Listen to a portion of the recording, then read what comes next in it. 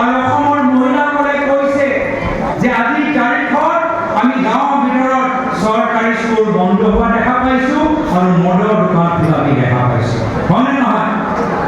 আজি দুখ লাগে যে বৰ্তমান হিমন্ত বিশ্ব শৰ্মা ডাঙৰীয়া চৰকাৰৰ দিনত আটাইতকৈ বেছি আমাৰ অসমীয়া গাঁৱত মদৰ দোকান খুলিবলৈ আৰম্ভ কৰিছে। আমি কথা দিছো ৰাইজ, অহা বছৰ বিধানসভা নিৰ্বাচন আহিব, যেতিয়া কংগ্ৰেছৰ চৰকাৰ আহিব, আমি হিমন্ত বিশ্ব শৰ্মা ডাঙৰীয়া খোলাই মদৰ দোকান বন্ধ কৰিম আৰু চৰকাৰী স্কুল আমি পুনৰবাৰ আৰম্ভ কৰিম।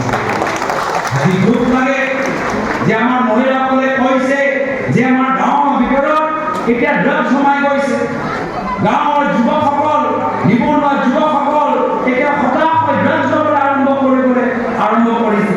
কিন্তু মুখ্যমন্ত্ৰী ইমান আজি মোৰ সন্দেহ যে যিদৰে কয়লা এটা চিণ্ডিকেট চলি আছে অসমত, এই একেৰাহে অসমৰ ভিতৰত এটা ড্ৰাগছৰ চিণ্ডিকেট জড়িত হৈ আছে। আৰু যিদৰে কয়লাৰ লগত কোনোবাই শক্তিশালী মন্ত্ৰী জড়িত হৈ আছে, মোৰ সন্দেহ যে ড্ৰাগছৰ এই বেপাৰৰ লগতো কোনোবা শক্তিশালী মন্ত্ৰী জড়িত হৈ আছে।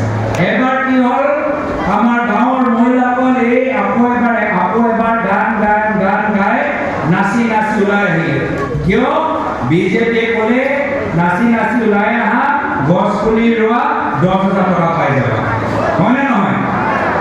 এটা গছ পুলি কোনে ৰুলে হাত দাঙি দিয়কচোন, কোনে ৰুলে হাত দাঙি দিয়ক। এটা 10,000 টকা কোনে পালে হাত দাঙি দিয়কচোন। নাই পোৱা। এয়া হ'ল বিজেপি, 10,000 টকাও দিয়া নাই আৰু গোটেই গছ পুলিবোৰ মৰিব।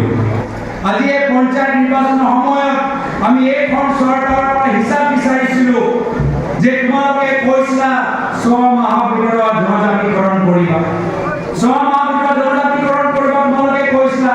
আহোম, মৰাণ, মটক, গুজৰাট, বংশী, চুতীয়া, আদিবাসী কথা কৈছিলা।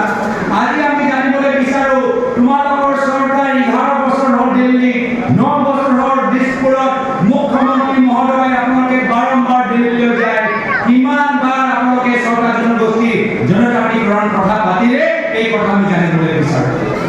মোৰ সন্দেহ যে তেওঁ এবাৰো মাত মাতা নাই।